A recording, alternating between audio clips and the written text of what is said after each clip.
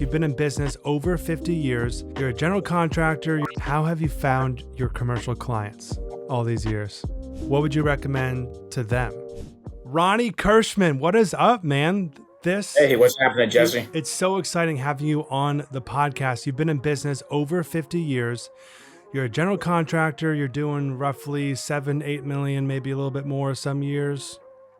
Some years, we average probably about 5 million. Some years about 6 million. So you do a ton of animal clinics. You're pretty much all commercial, right? All commercial, yes. Yeah, I got away from the residential, 15, 20 years ago. Yeah, I think that was a good move. All commercial. Hey, nothing bad about the residential folks out there, but I think if you are a commercial-minded guy, the emotion and the margin, and then the emotion and the margin. When you rip people's kitchens out, they're hangry. You know, I always say that. So, but when that's a fact. And when you're building someone's business, you're helping them build their animal clinic or their oxygen bottling facility or we just got a private jet facility that we just signed about an $800,000 contract for a renovation. And it's nice because you're helping them and you're also helping the community. And there's so much, not that you're not doing community stuff with residential, but so what prompted you to join Automation Blueprint? I know this is my new coaching program, obviously for our audience here. I'm talking about my new coaching program, Automation Blueprint. Just launched it this year, 2024. Ronnie was one of the first guys to jump in. He saw the value. We got on a Zoom call, and it's been a whirlwind of excitement, of process building, of systemization, I want to hear from you. What are you feeling, man? Yeah, well, I got into it because I've been in business actually, mom and dad started the company back in 1971. Dad was doing residential, a little bit of commercial. I was born in 64, so that tells you how old I am. So I've been doing construction all my life since 10 years old, all the way through. Mom and dad retired about 14 years ago. I purchased the business from them right at the end of the recession, scared to death, but I made it go this way, which is fantastic. I do it all in the office. I'm the project manager, I'm the estimator, I'm the salesperson. I do have some people in my office. I have 2 daughters in the office working with me.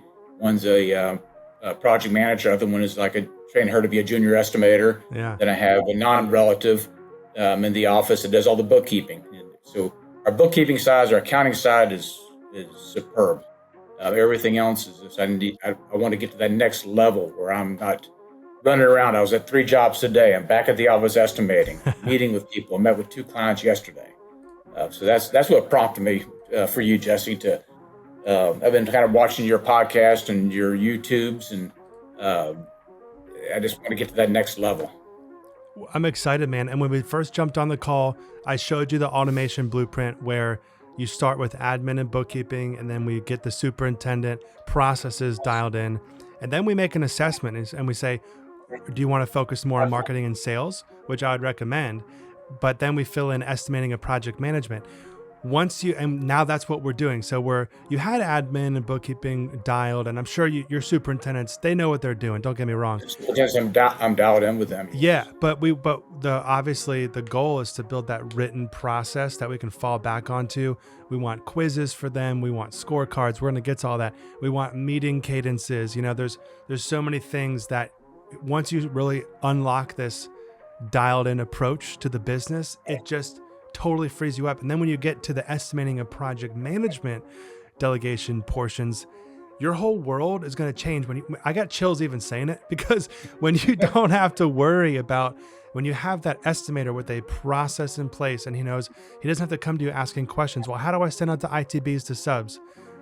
Go look in the handbook, right? Because that's where that used to be back in the day, paper. Right. And obviously we're building it with tech, and a lot of you guys watching know about my software coming out. That's a whole nother conversation. But yeah, so let's talk about where you're at in the process now. I know you've been working with our head coach, Angel.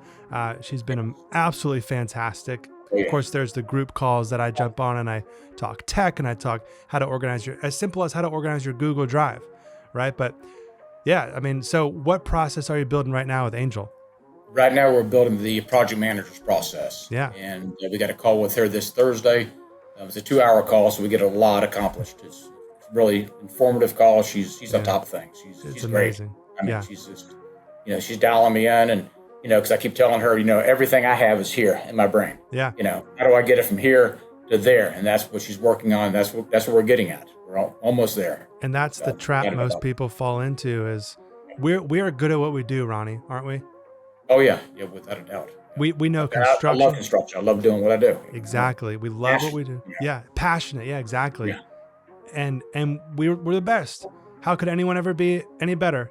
Right. Oh yeah, no. If there was another one of me, my God, this place would be unbelievable. Exactly. So it's how do you find those A players, right? And I like to say, you want your A players to bring your B players up to A, and you want to make a plan for your C players to move up. And if they don't, get rid of them within the 90-day or the quarter, and then make a plan to get rid of your D players within the week. But it's how do you find A players? Do you raise them up? Do you go find them on LinkedIn? Do you go find them on Indeed or ZipRecruiter? And I think the answer and what we're all learning here is it comes down to a process in place that clearly defines their role and how they are successful in that role, right? And so that's the exciting thing about Kirchman Construction is we're actually changing it. How many years? 56 or what was it? 54 years. 54 years in business. You bought it from your dad, was it? Yep, 14 years ago. Bought it from mom and dad. Yeah, 14 years ago. It's an amazing story, man, of the way that they used to do things. Probably was really great back in the day, right? Which was great. But now moving forward, you have that open mindset, the mentality of, wait, there's all this new tech out there. There's a better way to not have it all come to me. You don't want your org chart to look like a circle, and everyone, well, Ronnie will fix it. So for example, Ronnie, like I know we were on a coaching call and you got a text from your superintendent, right? Right. And, or something like that. And it was like, hey man, hey boss, like, what do I do about this paint coating or whatever? Yeah. So there's some paint colors. What sheen do we want? They don't have, Sherwin-Williams doesn't have this sheen for what the architect wants. Should we go with this one here? And I give him the answer real quick. And, the other side, after I hung up, I said, why did he call me? Yeah. Contact the architect. Exactly. So let's go right to where we need to. Right. So it's like Pavlov's dogs, right? And what I found is once a superintendent or a project manager starts coming to me, asking me questions, and I give him answers, he comes back with more questions. Yep. There's more answers. And that's where I got to get away from it. Right. That takes up my time doing estimating, to how they're doing sales, getting all that. Yeah. And it's been a slow process. I'm getting them somewhat trained, if you will, for that. But having a written system is going to be key. I mean, it's going to be a game changer. And accountability. So yes. And I want to say to the audience here too, like, it's not just about having a written system. That is, obviously I preach on that, but, and Ronnie, I'm looking over here at the camera, but it's about accountability. How do we quiz them is one thing. And that's what the software is going to be, is one part of it is quizzes, but there's also scorecards. Are they on track or off track? There's no middle ground on scorecards. Right. And so when I launch the software, you guys are all going to see how to keep people accountable. And you see every week they submit, like my sales guy submits his sales report. It's kind of like a scorecard. It's a report card, but we call it a scorecard, you know? And so there's accountability, and there's checkpoints as well, not just checklists, but okay, before the estimate goes out, we review it with the COO. The estimator goes to the COO. I don't review estimates. I don't go on job sites. I don't do anything. There's a lot that I've had to delegate and build a process for and make sure they got it. And sometimes I have to jump back in. And there's a lot of you guys out there. I know I'm not letting you talk too much here, and I get ridiculed in the comments for that sometimes, but there's a lot of guys out there that are stuck on the tools still. And that is a whole nother level, a lower level, I would say, as far as your business growth cycle.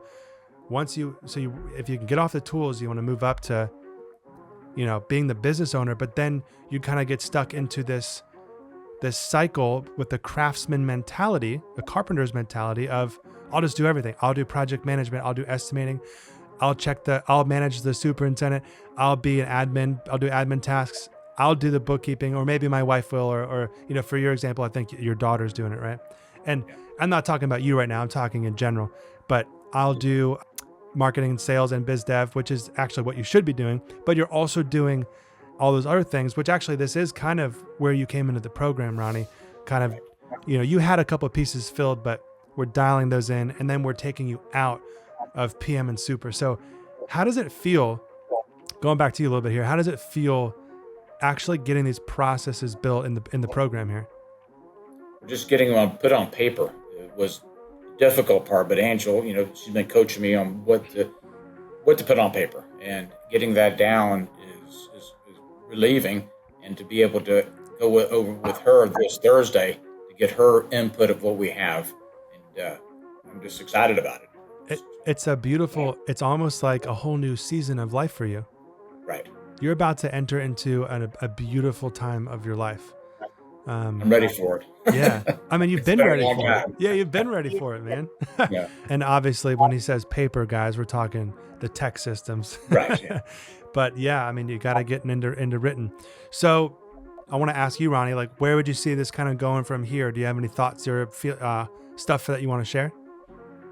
I mean, going from where I am right now is, I want to obviously get a project manager in line, sooner than later. I have some people in mind as we speak right now. Okay. But I'm going to have them. I know you have sent me, just some tests for them to go through. And then I took the test and I was like, I think I know most of these answers. Yeah. But no, I knew all the answers to it. But that is a great way to, I mean, anybody can sit in front of you in an interview and say, I'm the best there is. I do this. I've built this. I've done this, etc. Right. But until you actually put it down on paper, and then they write it down or they type it in, whatever. Yeah. And you find out what they know and don't know. It's point blank. And once they even start, well, going back to interviewing, when you give them the construction knowledge quiz, it's point blank.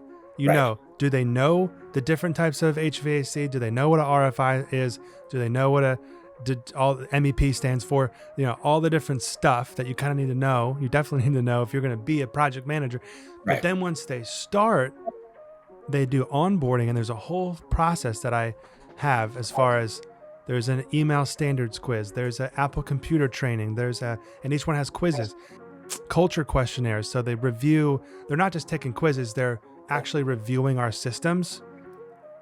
And then also per role. So if they're a PM, they're going to review the project manager process overview and all the systems, and then take a quiz. And it's like, oh, this guy doesn't get it. Or, oh, this guy totally gets it, Exactly. And it's a beautiful thing. It's a beautiful thing versus kind of from the hip, seat of your pants. This guy's nice. He's got good jokes, or I could be his friend. I'd get a drink with him. I've done that. Oh, like I'm a Christian, right? And I've done that. Like, oh, this guy's a Christian, and it was probably I've had a couple of the worst hires because I was just hiring based off of that, or because I like the guy, or because he's got good hair, or like Right. Oh yeah, no, I've done the same thing. I hired him off of what you're mentioning there. And also made some mistakes along the way where I've tried to hire the project managers, and you look at the inexpensive one isn't the best one. Right. I've gone through that before. That's a big point. A disaster, and that's what probably got me gun shy. Yeah. Part of it. That's really a big point. I mean, if you could pay $120 a year for a project manager, well, this guy's doing it for 75 or 80. Not just that's always going to be cut and dry, but it's most of the time you kind of get what you pay for because people know their worth. Exactly. But that's not to say go give a guy that's really worth 75, 120. It's not going to fix your problems. No. So, all right, what's one big or three big or a few big or whatever you want lessons that you've learned in 50 plus years? I know you haven't owned it for 50 years, but you said 14 years. What have you learned in those 14 years of construction business ownership? I guess as far as owning the business is just the reputation of honesty. Being honest and being fair with subcontractors. It goes a long ways. Just being out there in the community. We're a huge community supporter in in our county that we're in, especially when it comes to kids, we definitely give back to the community. And, I feel if I'm giving, I want to give back. Yeah. And that's what we do. And it does come back to you. So Yeah. I think with that part of it. One big question that people watching probably have is, how have you found your commercial clients all these years? Ooh, that's a good one. I mean, we've been in business for 54 years. Yeah. So the county that we're in is not a huge county, not a lot of architects, but everybody knows everybody. Yeah. When it comes to some of the our niches like veterinarian hospitals, we do a lot of direct mailing for those. Phone calls, meeting with veterinarians, the different counties we're in. But as far as the work, I get, like yesterday, I had three meetings yesterday on tenant build outs, and they don't have an architect, they don't have anything. And they looked at me, my knowledge, and I said, well, I have the architect, I have the engineers. So I'm putting together proposals right now to get started with. It's really nice when you can provide solutions for clients that don't have drawings. Right. And even some of them that never have done a construction project before, they have no idea what they're like. I'm like, do you have plans? Or like, do you have drawings? And they're like, yeah, I have plans. I have plans for, I'm like, no. Do you have construction documents? Like exactly sheet 8.1, like, I'm laughing because that's exactly what happened on Friday. I said, do you have plans? She says, oh yeah, we have plans. Then Monday I get plans. Well, they were the typical 8.5 by 11, just drawn out by hand. That was their plan. It is a plan, but it's not the plans. So what I have helped people in the past is a floor plan.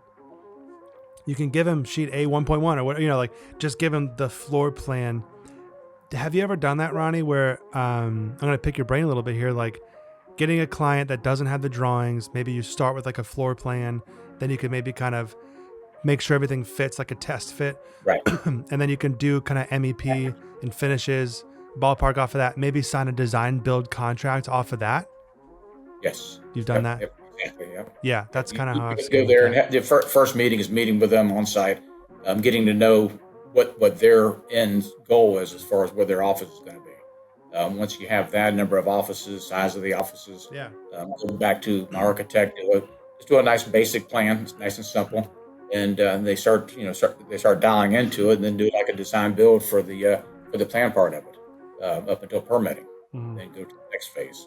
So do you kind of phase it out in one big contract, kind of like the AIA thing? Yes. Yep. Whenever there's no plans initially, yes. But when I do have a lot of architects that'll bring me a full set of plans ready to go for permitting. Of course, yeah. Which is great. But with design build, do you give them a ballpark figure, like this is going to be $500,000 for your build out, and then phase one design is $25,000, or like, do you kind of do it like that? Pretty much like that, yeah. I'll give them some budget figures up front, just based on square footages, and then go to the next part of it, give them the floor plan, and then fine tuning it from there. Go to the next step with the mechanical, electrical trades, and start zeroing in for them. Exactly. I think that this kind of stuff is really valuable for people listening who maybe have never done a design build project before.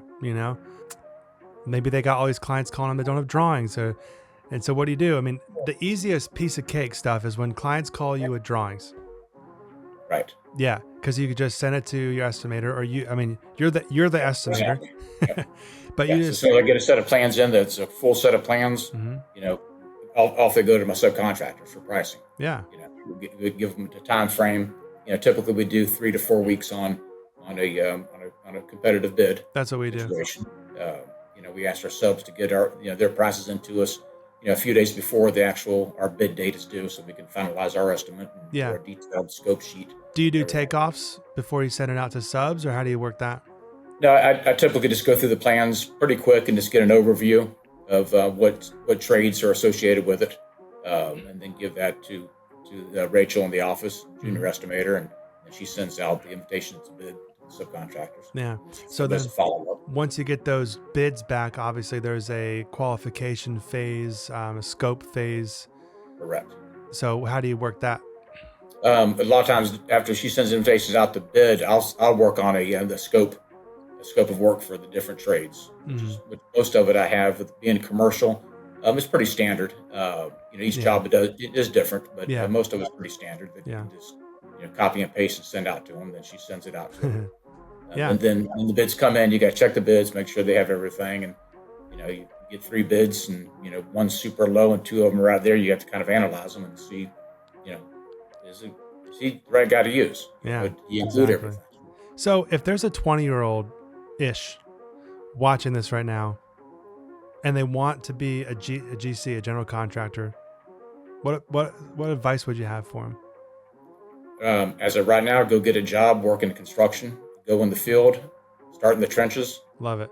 Learn from there. That's how I learned from School of Hard Knocks. Like I said, I was 10 years old. This goes back a long time ago. 49 years ago, where Dad says, "Hey, go in here and pick up nails and pound the nails back straight." At 10 years old, that was pretty cool to do. Then this digging trenches and sweeping up, and then you start learning. You see it all. Yeah, you got the older guys. Learn from those guys, the guys in the field. An old carpenter, not old, but I'm old. But yeah, okay. Just learn from those guys. Yeah, I love that. Now let's fast forward to a 30-year-old guy or girl that wants to start or has started as a year or 2 in, maybe somewhere like that. What would you recommend to them? With no construction experience, they just want to get into. No, they have construction experience. Okay. Yeah. I would probably recommend them getting a project manager job. If they have the experience, for that. Hopefully they do. Start there or try to get a job as an estimator. Right. Okay, cool. So let's fast forward to guy who's 40 or 50, forget age at this point, but let's just say they've been a contractor now for 3 to 10 years or more. They're starting to, they're kind of in your position. They're wearing all the hats. They're, estimating late at night. They're not spending time with family, friends, and their wife and whatever. What would you recommend to them? Yeah, what I would recommend is join Automation Blueprint. Would be the first thing to do. Once you get into that, you're going to go to the next level. Yeah. I would start with the superintendent. Get a superintendent. Right. Get him on site. So he's your eyes and ears.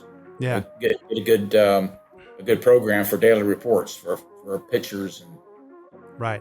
Because we really sit with you and develop the processes, the systems. We give you the tech. We pretty much the checklists and the quizzes and all the stuff that it really takes. It took me so long, man, to really think through all this stuff and learn it and then delegate it and then learn the next thing and then put it into a system. And I could have just streamlined. I could have saved half a decade if I would have had something like Automation Blueprint. The most beautiful part is you have an amazing brain and you have something to pull from, and not that if someone joins the program and doesn't have that, we can still help them. So don't get that wrong, but you're just well on your path, well along the path, whatever you want to call it, on that Automation Blueprint journey. So man, this has been kind of a short one. I don't know if there's anything else you want to add. This has been such a pleasure to have you, first of all, in the program. Second of all, on the podcast. So congratulations. Yeah, this is cool. Say hi to everyone. Say hi to Mom. Hi, everybody. I love it. This is awesome. Yeah. I'm just, I said it before, I'll say it again. Just getting out of my norm that I do day in and day out. Like this morning, I was here at 6 a.m., turned the key in the office. The minute I turned that key, I knew how much money that I had to make, not necessarily for this day, but I know how much, a month, whatever. And, I'm the last one to leave, and I want to change that and get people into that position, and get that project manager on board and then go to the next level of getting that estimator. I love it, man. All right, guys. Well, if you're interested in Automation Blueprint, obviously we talked about that a lot today. Just go to jesselane.com. jesselane.com/coaching if you want to be specific. And hopefully we'll see you in the program right next to Ronnie. Thanks for watching. Yep. I'm Ronnie Kirchman with Kirchman Construction Company located in Stuart, Florida. We've been in business for 53 years now, since 1971. My father started the company as second generation. My daughter's in the business also as a third generation general contractor, which she has her license also. Our volume right now it fluctuates between 4.5 to 6.5 million. And my ultimate goal is to hit that 10 million plus mark. And the past couple of weeks, I think I'm going that direction already. I've gotten some really good contracts, and I'm excited. And Jesse's been definitely a leader to me, and I appreciate everything that he's done, the program's done. And we have something exciting coming up, and we've already looked into it yesterday called Structure, and it's going to be exciting. Looking forward to diving into it this week. I feel great about the program. I mean, working with Jesse has brought my company together. When I say together, I mean, we're able to get our systems back in place. We've always had systems, but we never had them written down. We never had to push it onto another project manager. With me being the owner, I've been doing it all. And I'm excited about this program, and I've been, involved with it from the very beginning when you started it, Jesse. And I'm kind of the old guy on the block, if you so to say, but there's a lot of younger guys in it, and I've been getting phone calls from some of the younger guys, and I've been talking, which is really cool whenever you can talk to another general contractor that's in the commercial business, whether he's local or whether he's in Texas or wherever he may be. So I think the best thing I like about it is building the processes and understanding the processes when it's on paper. It's in my mind. I know the processes. I know them day in and day out. But whenever you start putting processes on paper is when you really start analyzing it and going, hey, this is how it's done. And somebody else can follow my process. Because every process is a little bit different. And I'm excited about it. We're moving forward with it. We're just about done with the project manager process. So we're going to step into the superintendent process next. But when I say about paper, I mean Jesse's systems that he has in place. What I mean by paper. It's all about the process, to be able to have the processes in place for the project manager, where I can step back from the project management side of it and focus more on the sales and to bring more work into the company. This is the real deal. That's where I want to be. He's 31, I'm 59. I'm very excited for it, and Angel's been a godsend. We were able to talk to her about any and everything. Ask her some stupid questions. Not really stupid. Yeah. Some of the simple emails. I told her, I said, I got emails by the gazillions. I color code them, for different jobs, and I put them and I store them. But it seems like I spend too much freaking time on it, on that stuff. Yeah. As far as the automation blueprint, I highly recommend it to other general contractors. Even if you've been in business as long as we have for 53 years, it's great. I mean, I could go on and on about it, but getting the processes in place is the key to it. And I'm excited about it. I'm ready to move on past that project management standpoint and be more of the salesperson for the company.